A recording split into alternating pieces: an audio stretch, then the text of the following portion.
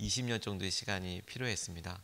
20년의 시간이 지나고 나서 그 사이에 사무엘도 충분히 잘하고, 그리고 그 사무엘을 통해서 어떤 영향력이 이스라엘에 더 넓어진 것도 우리가 아마도 생각할 수 있겠고, 무엇보다도 이스라엘 백성들의 마음이 하나님께로 돌아왔다라고 이렇게 말씀이 이야기하고 있습니다.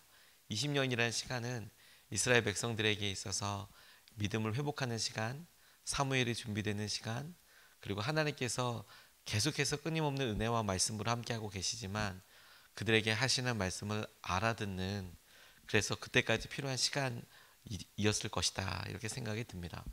오늘 본문 말씀을 통해서 우리가 두 가지로 같이 좀 살펴보고 싶은데, 첫 번째로 우리가 좀 살펴보고 싶은 것은 그 20년 동안 뭐가 준비된 거냐, 뭐가 변화가 된 거냐, 이스라엘 백성들에게 주님을 사모하는 마음이 생겼을 때 무엇을 기준으로 변했다 안 변했다 알 수 있을 것인가, 그 구체적인 행동 하나를 보면 저는 그것이 오늘 본문에서 발견되는 것 같이 기도라고 싶습니다.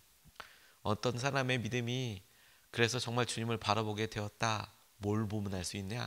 기도하는 사람인가? 혹은 그 사람이 주님을 정말 더 간절히 간구하게 되었는가? 뭘 보면 알 수 있는가? 기도하고 있는가? 사무엘의 말을 따라 우상을 버리고 하나님만 섬기기로 결단하게 되는데, 그 결단과 마음의 중심이 되는 것이 무엇이냐? 기도라고 싶어요. 오늘 본문 3절에서 5절까지 말씀을 보면 이렇게 나와 있습니다.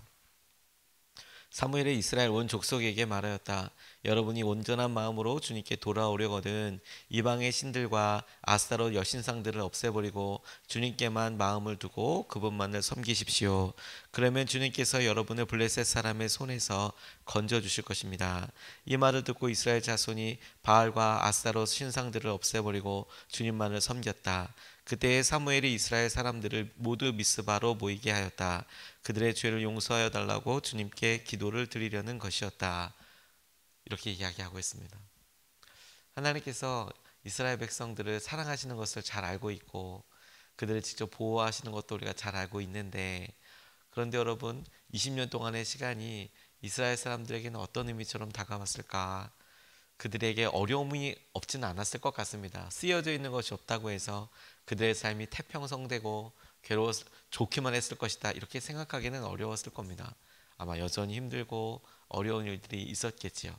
더군다나 전쟁을 패한 이후에 그들에게 어떤 회복될 수 있는 지도자가 20년 동안 딱히 있어 보이지 않습니다.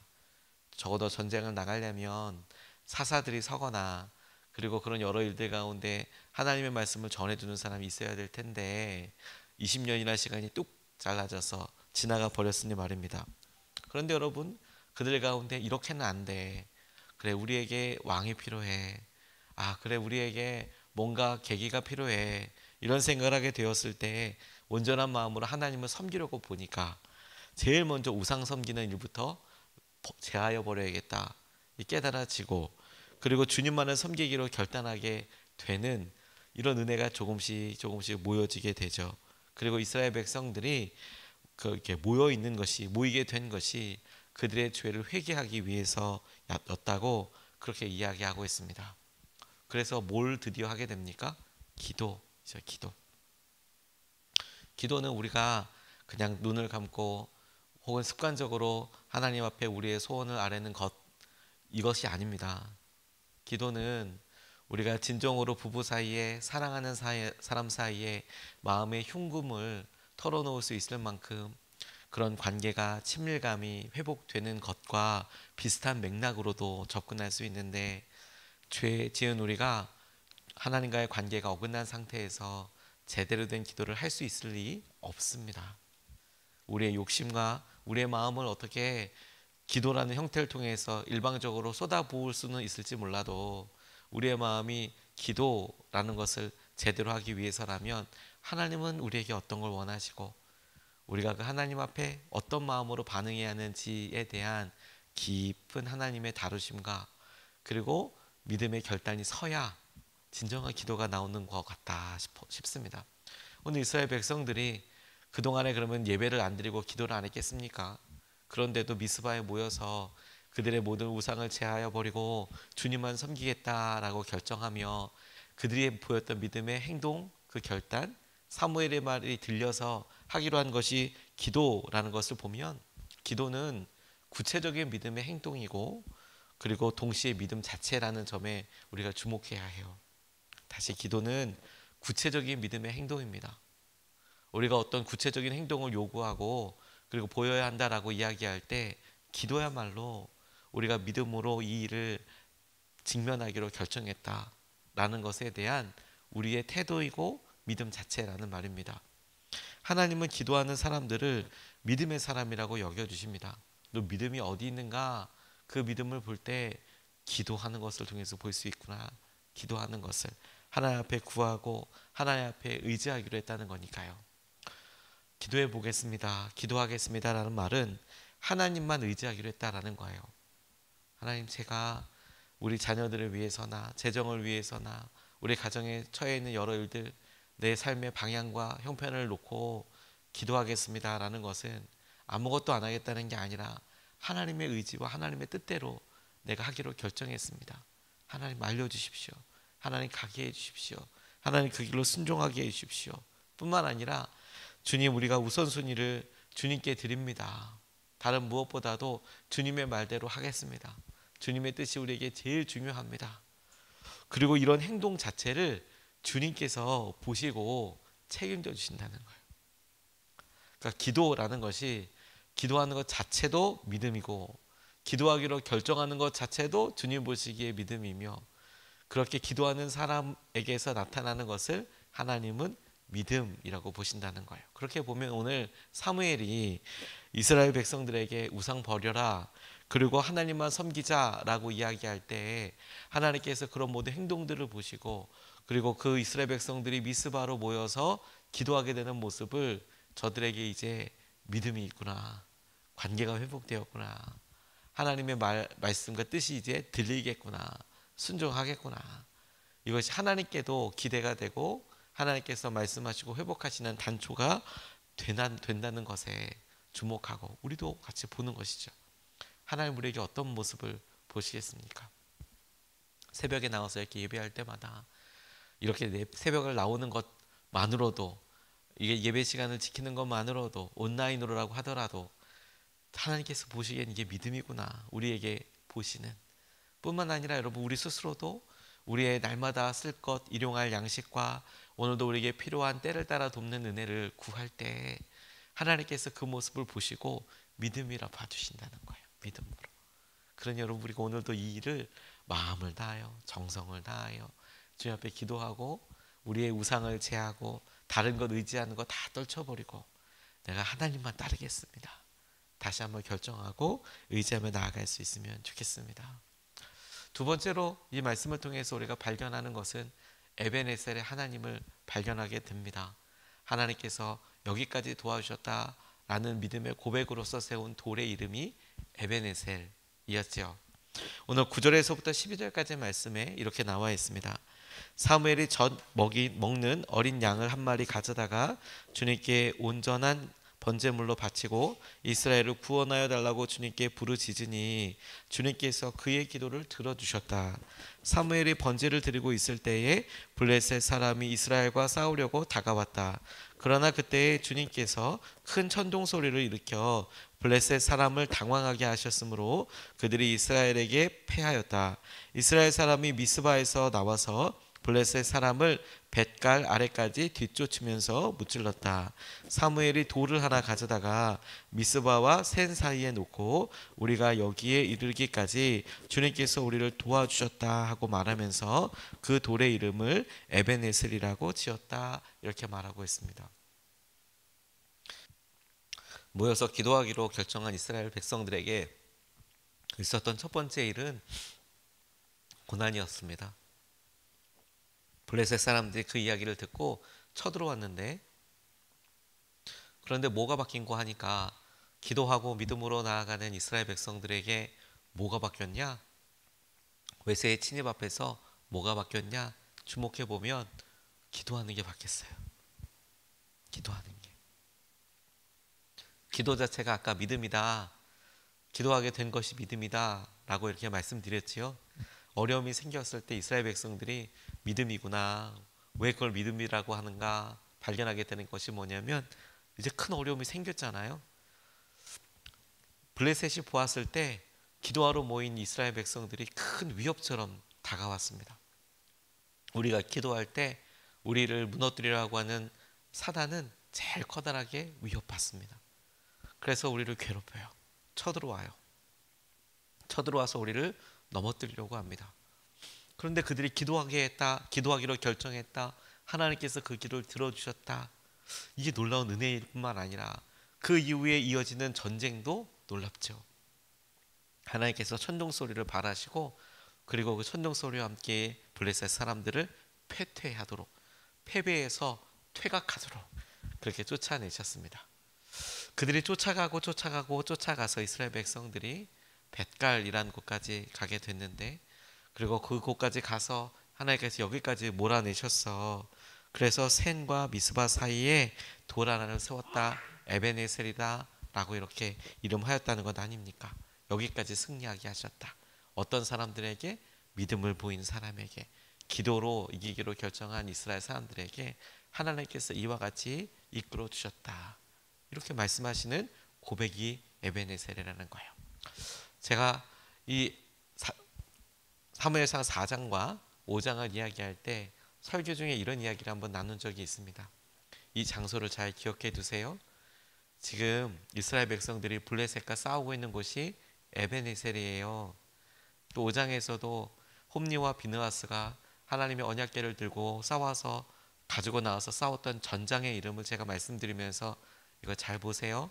여기의 이름이 에베네셀이에요. 이렇게 말씀을 드렸습니다. 지금 에베네셀이라는 이름이 생기게 된 것은 언제냐면, 그 전쟁, 다시 말해 홈리와 비느하스가 싸웠던 그 시기점으로 해서 적어도 20년이 훨씬 지난 시점입니다. 그러니까 무슨 말인가 하면, 이스라엘 백성들이 언약궤를 들고 와서 패퇴했고, 그리고 이것이 블레셋 진영에서 있었고, 어느 기간 동안 그 기간으로 돌아와서 약 20여 년의 시간이 지났고, 이런 것들을 단순하게 붙여만 생각해도 적어도 20년, 뭐 길게 잡는 학자들은 30년까지 보는 사람들도 있습니다. 그 한 20년, 본문에는 20년이라고 나와 있으니까 그 간극을. 그런데 여러분, 이렇게 30년의 시간이 지났을 그때, 그 전에 하나님께서 거기를 에베네셀이라고 기록을 했잖아요. 뭐야 이건? 그 이후에 전쟁이 일어났는데 에베네셀이라고 지었다면서요. 근데 그 전에 그곳을 에베네셀이라고 부르고 있잖아요. 논리적인 이유는 간단합니다. 단순합니다. 왜냐하면 이 글을 쓴 사람이 사무엘이니까. 사무엘이 그 전에 있었던 지역도 알고 있고, 그리고 지금 이 전쟁이 일어난 지역도 알고 있죠. 그래서 사무엘이 이 사무엘상을 쓰면서 그곳이 어떤 곳인지 밝히고 있는데, 저는 이것이 사무엘의 분명한 믿음의 고백이자 하나님의 분명한 의지적인 표현이라고 그렇게 붙잡게 됐어요. 에베네셀이라고 그렇게 기록하여 써놓은 것. 무슨 말이냐면 여러분, 이스라엘 백성들이 싸워서 졌어요. 그곳은 수치의 장소, 그리고 그곳은 부끄러움의 장소 아니겠습니까? 하다못해 언약궤를 빼앗겼어요. 주위에 있었던 나라에게 있어서 저들이 전쟁에서 하나님의 궤를 빼앗겼대. 언약궤를 빼앗겼대. 그리고 하나님께서 이렇게 보셔도 하나님께서 당연히 그 자그마한 궤 안에 한정되실 분은 아니라고 하더라도, 하나님께서 그 언약궤를 통해 이스라엘 백성들을 40년 동안 인도하신 것도 사실이고, 예배를 통해서 지성소에 그 언약궤를 놓고 이스라엘 백성들에게 그렇게 기도하는 그런 상징으로서 사용하신 것도 분명히 맞지 않습니까? 근데 당시의 사람들은 전쟁에서 패하면 신과 신들의 전쟁에서 패한 것이다, 이렇게 생각하고, 하다못해 그 하나님을 상징하는 언약궤를 빼앗겼으면 하나님의 마음에서도 이 참 되게 부끄럽고, 하나님의 언약궤가 땅에 떨어지고, 하나님의 언약궤가 말도 안 되는 일을 당하고, 하나님의 생각이 그냥 사람들에게 무시당하는 것과 비슷한 맥락으로 보여질 수 있지 않겠습니까? 저는 거기서 하나님께서 그 장소를 기억하셨다고 싶은 거예요. 그곳의 이름이 어디였다고요? 에베네셀이었다고요. 에베네셀. 그런데 이스라엘 백성들이 믿음으로 기도로 서기 시작하고 하나님께서 하늘에서부터 천둥 소리를 일으키시며 이 미스바 회개 운동을 통해서 전쟁을 하게 될 때 전쟁에 있어서 적어도 본문 말씀이 밝히고 있는 바는 이스라엘 백성들이 한 건 뭐예요? 에베네셀까지 뛰어간 거예요. 천둥 소리가 바라고 전쟁하러 왔던 블레셋 사람들이 패퇴하게 되잖아요. 하나님께서 그들을 쫓아내세요. 영광으로 막 도망쳐요. 이스라엘 백성들은 한 거 아무것도 없는데 막 쫓아가요. 승리한 사람들이 노획물 전리품을 가지러 가는 사람처럼 막 뛰어가요. 그리고 하나님께서 여기까지 도우셨대요. 그리고 그곳 이름을 에베네셀이라고 지었대요. 근데 그곳 이름은 뭐예요? 20년 전 30년 전에 자기들이 실패하고 패배하고 하나님의 언약궤를 빼앗겼던 것, 이곳에서 하나님께서 고백을 받으시고 예배를 받으시고 에베네셀이라고 하는 것이죠. 저는 이 시대에 하나님께서 우리에게 이런 에베네셀의 도움과 은혜를 주시는 것과 관련돼서 참 간절한 기도와 기대감이 들었습니다. 한국 사회에서 하나님의 말씀이, 하나님의 언약궤가 이렇게까지 무시당하고 경홀히 당함을 받았던 때가 있었던가 싶을 정도로 아주 우리는 극단적인 어려움들과 아픔 가운데 살아가고 있습니다. 의견이 분별되기 다르기도 하고 또 사람들에게 어떤 여러 세속주의와 그리고 아픔들이 있어서 사람들이 복을 때 하나님께서 기도하는 것, 믿음으로 사는 것과 관련된 여러 축복과 마음들을 우리가 알고 있는데도, 그런데도 하나님께서 우리를 보시는 것과는 달리 세상 사람들은 언약궤가 빼앗긴 것처럼 저들한테 경건의 능력이 있나? 저들에게 믿음이 있나? 교회가 뭘 하나? 저들은 뭘 하는 사람들인가? 이런 손가락질 앞에, 너무도 안타까운 마음 앞에 하나님 앞에 기도하고 의지하고 나아가는 그 모습을 빌어서 하나님께서 이렇게 놀랍게 당신의 영광을 드러내시는 때가 오겠구나. 근데 여러분, 이것은 우리 각 개인에게도 마찬가지예요. 우리 마음속에는 패배와 아픔에 깊은 상처가 있는 그것이 있더라고요. 내가 실패했어, 이 일에. 내가 이 일에 무너졌어. 내가 이건 잘 못해. 나는 이 일에 대해 있어서 할 말이 없어. 여러 성도님들 말에 관계에 있어서, 어떤 분은 재정에 있어서, 어떤 분은 자녀에 있어서, 어떤 분은 과거의 실수에 있어서 그렇게 아프고 힘든 것이 있더라고요.